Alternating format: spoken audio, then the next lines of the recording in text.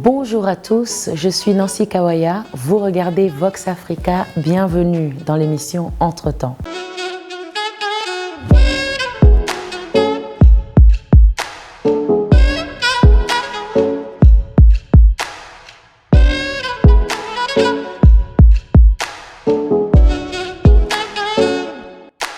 Dans cette édition, je m'entretiens avec médiatrice Mujawa Maria, auteure, éditrice, entrepreneur.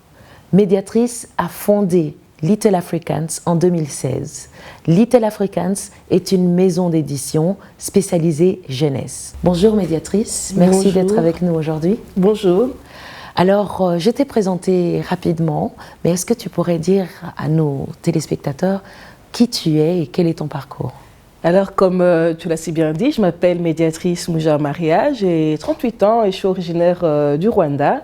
Je suis donc la fondatrice de Little Africans, une maison d'édition indépendante bruxelloise que j'ai fondée plutôt en 2019. Comme tu disais, en 2016, j'ai commencé en tant qu'auteur, auto-édité, et donc mon aventure dans la littérature m'a menée à fonder la maison d'édition plutôt en 2019. Donc, Little Africans est une jeune maison d'édition spécialisée dans la littérature jeunesse avec des personnages afrodescendants. L'édition ou le monde de l'édition, de la littérature africaine tout particulièrement, est un monde assez difficile d'accès déjà. Et puis on sait que la distribution de la littérature africaine n'est pas encore suffisamment développée en Occident. Pourquoi est-ce que tu as décidé de te lancer dans un si grand défi et qu'est-ce qui s'est passé pour que tu te dises « je me lance » ? En effet, c'est un énorme défi, mais quand je me suis lancée, disons que je ne voyais pas encore l'énormité de la montagne à l'époque. Quand je me suis lancée dans l'auto-édition en 2016, c'était surtout après avoir passé un moment avec ma nièce. À l'époque, elle était toute petite, elle est rentrée de l'école en ayant attaché un foulard sur ses cheveux, qu'elle caressait comme si c'était ses propres cheveux. Donc je lui ai demandé ce qu'elle faisait et j'ai compris que chez elle commençait à développer un complexe sur la texture de ses cheveux et sa couleur de peau. Et malheureusement, je pense que c'est un sentiment qu'on a tous connu petit, que beaucoup de parents sont confrontés à cela avec leurs enfants qui grandissent ici en Europe. Et j'ai voulu aider ma nièce à l'époque à accepter la fille qu'elle était, la femme qu'elle allait devenir. Donc j'ai commencé avec un premier livre de coloriage où il y avait donc 10 femmes noires, 10 femmes afrodescendantes, avec des cheveux de textures différentes, avec des afros, avec des cheveux plutôt lisses, des boucles, etc. Vraiment pour lui montrer que les cheveux de la femme afrodescendante sont beaux, quelle que soit leur texture, et l'aider à accepter qui elle était. Alors moi je le faisais pour ma nièce, mais je me suis vite rendu compte qu'il y avait énormément de parents qui étaient en demande et en attente de ce genre de produit-là. Alors d'un livre à l'autre, l'aventure s'est mise en route et nous en sommes 5 ans plus tard avec une belle collection de livres pour tous les parents qui veulent offrir à leurs enfants des livres avec des personnages afrodescendants auxquels ils peuvent s'identifier. Donc on parle d'identification pour des personnes afrodescendantes. De quoi on parle pour les autres communautés qui vous lisent peut-être ? On essaye donc avec la maison d'édition de construire la confiance en eux des enfants afrodescendants, mais pas que. On pense qu'il est super important que les autres communautés également aient accès à des livres avec des personnages afrodescendants, parce que quand on lit ce genre de bouquins, quand on voit plus de diversité dans la littérature, et pas seulement, je pense que ça devrait être appliqué également tout ce qui est dessin animé, tout ce qui est film, voir des personnages afrodescendants de manière positive, va aider d'autres enfants, d'autres communautés à nous connaître, à nous accepter, à se rendre bien compte qu'on fait partie du paysage ici et qu'on est là pour y rester et donc favoriser aussi donc, le vivre ensemble. Et des enfants, j'aime à dire, des enfants qui lisent de la littérature avec des personnages issus de la diversité seront des enfants qui n'ont pas peur de la diversité, bien au contraire, qui voient la force dans la diversité. Quelle est la proposition de Little Africans ? On sait qu'il y a des livres de coloriage, vous avez dit, mais y a-t-il des histoires vraies ? Qu'est-ce que vous proposez finalement ? Il y a des livres de coloriage. Il y a des livres pour les tout-petits, donc on est en train de construire une collection pour les tout-petits de 0 à 3 ans, dont le premier livre fait de beaux rêves Kimi. Il y a des livres d'aventure pour les plus grands. Moi, personnellement, quand j'étais petite, j'aimais beaucoup lire. D'ailleurs, j'aime toujours lire et j'ai toujours beaucoup aimé les histoires de super-héros. Je crois que tous les enfants aiment les histoires de super-héros. Beaucoup de gens sont en recherche de cela parce que les super-héros nous inspirent. Quand j'ai grandi, j'ai lu des livres de super-héros, mais qui ne me ressemblaient pas, auxquels je ne pouvais pas m'identifier. Et j'ai pensé que c'était important que nos enfants aujourd'hui en aient.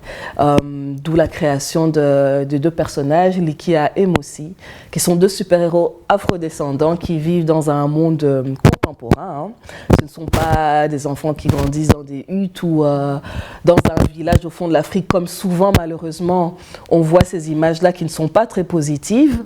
Alors ici, c'est deux enfants qui grandissent dans un monde contemporain, qui ont des super pouvoirs et qui, je l'espère, vont inspirer d'autres enfants. Vos livres, où est-ce qu'on se les procure? En tant que jeune maison d'édition, on essaye de proposer les livres à des endroits, donc le plus d'endroits possible, mais c'est essentiellement à travers le site internet, parce qu'aujourd'hui la vente en ligne, elle va en poupe, ça fonctionne très très bien sur www.littleafricans.com.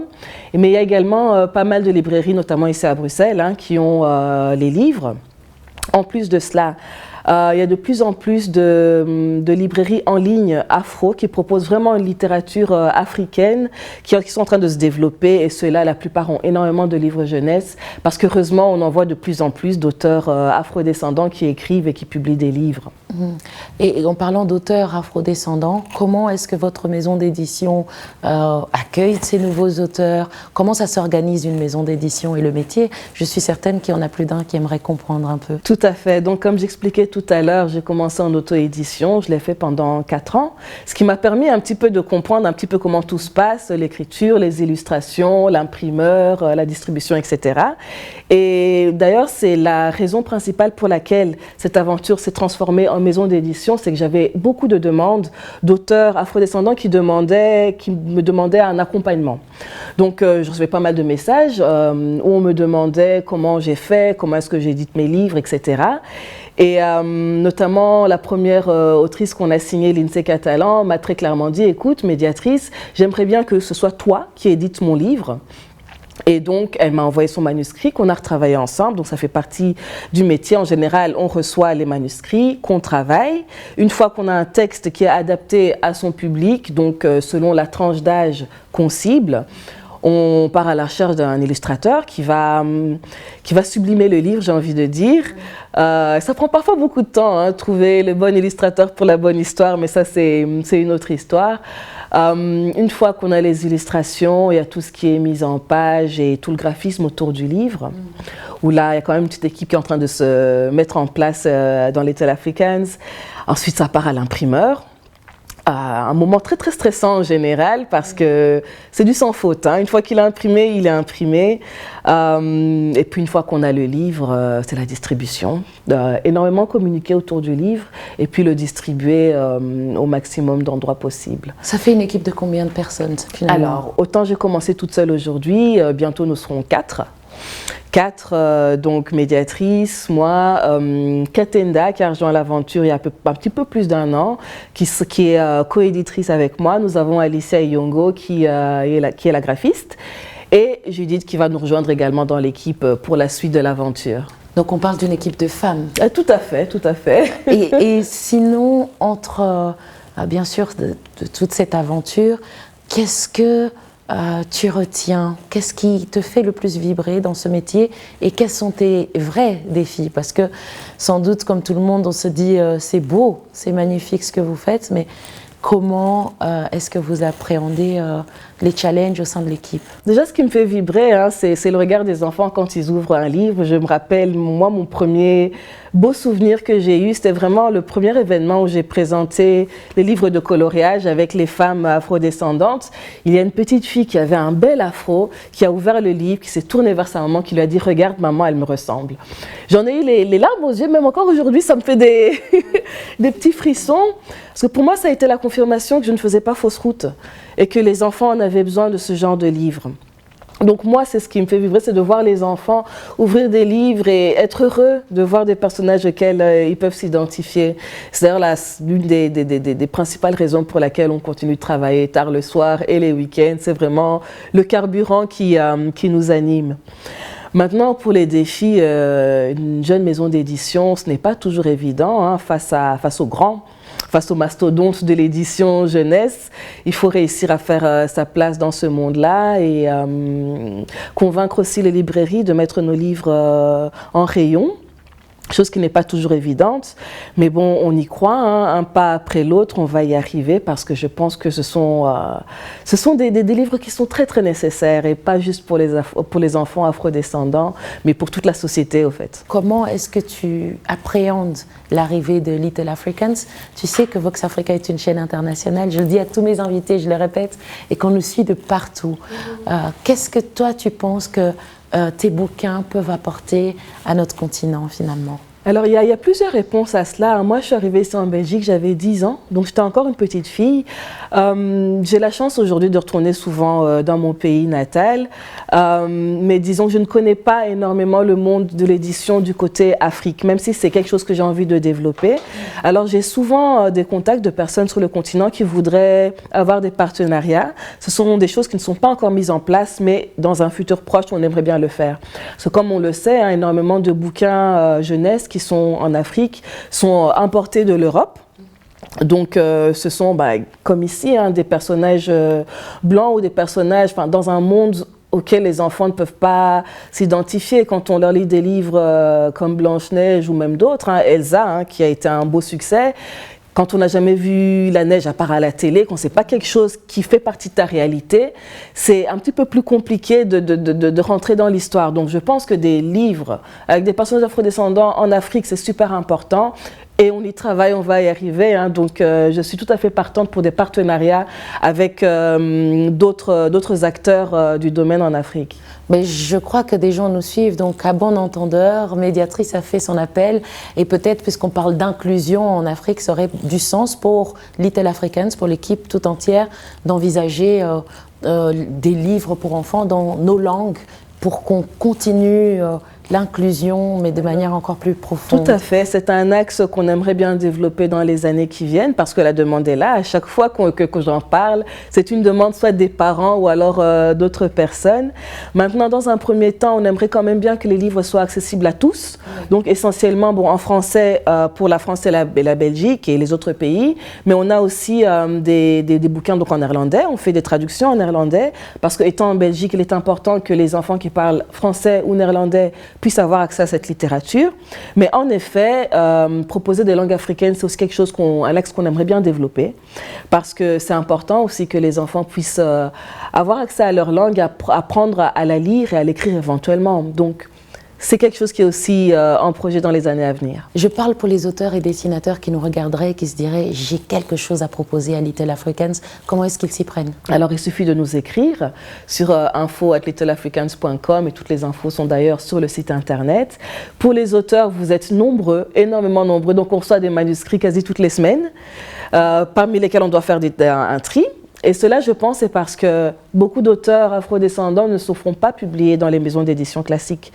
Et donc, ici, avec une première maison d'édition qui est justement spécialisée dans ce genre de littérature, ils ont envie enfin, avoir accès à ce monde-là, c'est quelque chose que je comprends énormément, mais pour les auteurs, on reçoit énormément de demandes et donc on doit faire aussi un tri dedans, mais n'hésitez pas à envoyer quand même votre manuscrit parce qu'on est toujours à la recherche de la petite pépite qui va nous faire vibrer. Pour les illustrateurs, par contre, là, c'est beaucoup plus compliqué. Oui. Alors, c'est un paradoxe. Les illustrateurs, c'est beaucoup plus compliqué. Et là, par contre, on est vraiment, vraiment en demande d'illustrateurs pour les livres à venir. Donc, vous recevez moins de demandes d'illustrateurs que d'auteurs. C'est même nous qui devons aller les chercher, les illustrateurs, au fait. Il faut les auteurs bouger, sont beaucoup. On sait qu'il y a du talent qui nous suivent, il y a des talents qui nous suivent, donc n'hésitez pas. Tout à l'heure, tu nous as parlé d'une grande collection de livres. Est-ce que, donc, dans cette grande collection, vous avez déjà pu publier d'autres auteurs africains ou venant d'ailleurs et qui ? Depuis que la maison d'édition existe, nous avons sorti donc deux albums jeunesse d'autrices, hein, parce que c'est vrai qu'on reçoit beaucoup de manuscrits de femmes, donc d'autrices toutes les deux martiniquaises, une vivant en Martinique et une en France. Donc les bouquins sont là, il s'agit de Lindsay Catalan, autrice de Georges et la petite fée créole, ainsi que de Ambrelli, autrice de La Biblio-Violette, sortie fin d'année dernière, donc il est tout neuf, tout frais. Alors bien évidemment, nous sommes en demande d'auteurs africains du continent aussi, c'est quelque chose qu'on a envie de faire. Et dans les années à venir, nous les avons déjà, nos auteurs belges, afrodescendants, nous les avons déjà pour l'année 2022 et 2023. Ça fait combien de livres édités, ou en tout cas édités par an? Alors, édités par an, on part sur une base de 2 à 3 livres édités par an. Maintenant, nous prévoyons, il y a des réimpressions, hein, des livres qui existent déjà. Il y a les traductions, des livres que nous avons en français qu'on souhaite traduire également en néerlandais. Et puis, probablement des rééditions aussi à travers les années qui viennent. Médiatrice, alors tu as ramené quelques livres. Est-ce que tu peux nous montrer un peu Alors, il y a évidemment les livres de coloriage, hein, qui sont là, qui sont le début de l'aventure, donc mes tout premiers petits bébés, suivi, comme on en a discuté tout à l'heure, des livres d'aventure, avec les super-héros Likia et Moussi en français et en néerlandais. Qu'est-ce qui inspire les noms Likia et Moussi sont des noms africains. Likia, qui est le diminutif de Malkia, qui signifie reine.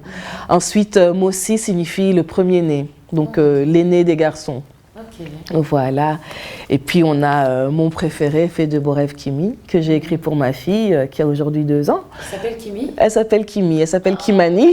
Oh, trop mignon. Et donc à travers ce livre, j'avais envie de lui montrer qu'elle soit femme et qu'elle soit afrodescendante ne devrait en rien la freiner dans ce qu'elle a envie de devenir. Elle peut devenir astronaute, elle peut devenir pompier, elle peut devenir médecin, elle peut devenir absolument ce qu'elle a envie de devenir. Voilà. Ensuite, nous avons les livres de nos autrices. La Biblio-Violette qui est sortie fin d'année dernière, qui est de Ambrelli et illustrée par Monica Boléo, qui raconte l'histoire d'une petite fille et de son papa qui partent à la recherche de la Biblio-Violette. Nous avons également Georges et la petite fée créole de Lindsay Catalan, également illustrée par Monica Boléo, qui raconte l'histoire d'un petit garçon qui dit non à tout. Donc il va rencontrer une petite fée aux ailes en feuilles de bananier et donc à travers cette aventure, il va apprendre une grande leçon de vie. Si tu devais me lire l'extrait d'un livre, ce serait lequel? Alors bien évidemment, Fée de beaux rêves Kimi. Il est divisé en 7 jours de la semaine. Donc, le lundi, Kimi rêve d'être une maîtresse d'école. Elle enseigne les mathématiques, le français et la géographie. Tous ses élèves savent déjà compter jusque 10. Mardi, Kimi rêve d'être une chef en cuisine. Elle travaille dans un grand restaurant, des tartes, des croissants, des glaces. C'est la meilleure en cuisine. Magnifique. Et mercredi, Kimi rêve d'être docteur. Mais donc, tous les soirs de la semaine, Kimi va faire des jolis rêves qui vont l'emmener très loin. Magnifique. Pourquoi avoir... parler de métier dans ce livre et quelle est la réaction de votre fille, par exemple, de ta fille personnellement? Elle est encore petite pour comprendre le sens de ce livre-ci, même si on le lit avec elle depuis qu'elle est née. La raison pour laquelle, c'est que je voulais mettre en avant différents métiers. À travers le bouquin, bien évidemment, on va passer aussi vers des métiers qui sont dits plus masculins. Et c'est vraiment le message que je voulais donner à ma fille, c'est que rien ne devrait l'arrêter dans la carrière de vie qu'elle voudrait choisir. Tu es toi-même ingénieur chimiste. Ingénieur chimiste. Comment est-ce qu'on passe d'être ingénieur chimiste à finalement auteure-éditrice? Qu'est-ce qui s'est passé sur le parcours? Alors, ce serait dommage d'avoir qu'une seule vie dans une vie. J'aime beaucoup la chimie, j'aime beaucoup la carrière que je suis en train de suivre aujourd'hui, mais en effet, j'ai aussi un amour pour la littérature qui m'a été inculqué par mes propres parents que je voyais lire aussi. Et donc, pour moi, la littérature a toujours été une évidence aussi, et j'ai la chance aujourd'hui de pouvoir également travailler dedans. Donc, moi, je dis c'est tout bénef. Et si je comprends bien, peut-être que c'est ce que je n'avais pas compris tout à l'heure, tu travailles en tant que chimiste. Oui. Et à côté, je fais de l'édition, tout à fait. Vous voyez que ce n'est pas impossible. Les femmes, nous avons tellement de force, tellement de résilience, la capacité de faire un métier par entière et puis de se développer une activité entrepreneuriale. Est-ce que dans l'avenir, tu entrevois peut-être une possibilité de mettre un frein sur ta carrière de chimiste pour pousser plus loin avec Alors c'est quelque chose et... qui se discutera dans les années à venir, en espérant qu'effectivement Little Africans continue de se développer. Et puis je reviendrai pour vous en parler dans ce cas-là. Avec plaisir. J'ai lu quelque part que vous avez l'ambition de changer le monde un enfant à la fois. Tout à fait. Qu'est-ce que ça veut dire pour vous, ça? La mission est vraiment un enjeu sociétal pour nous. Hein.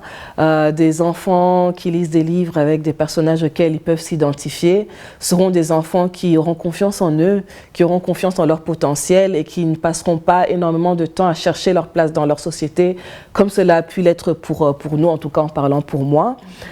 Et des enfants non afrodescendants qui ont des livres avec des personnages afrodescendants auxquels ils peuvent également s'identifier, et dans le fond c'est ça, hein, va augmenter l'empathie et leur montrer la force qu'il y a dans la diversité. Donc ce seront également des adultes qui voient la force dans la diversité. Donc je pense vraiment qu'il est possible, avec la littérature jeunesse, de changer le monde un enfant à la fois. Parce que si on commence vraiment à la racine, c'est là qu'on a tout le potentiel de pouvoir éduquer un enfant et lui apporter toutes ces bonnes intentions pour leur futur. L'actualité en France récemment parle notamment 2 filles africaines qui rencontrent des soucis en tout cas, à l'école, qui sont rejetées, dont une d'entre elles s'est suicidée, s'est donné la mort.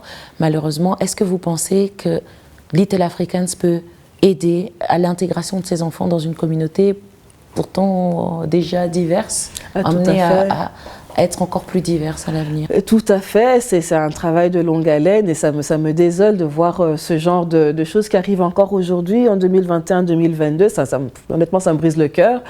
Qu'on en soit encore là aujourd'hui, mais je pense que pas uniquement les livres, hein, c'est un outil, les dessins animés, les films, représenter les personnages afrodescendants de manière positive.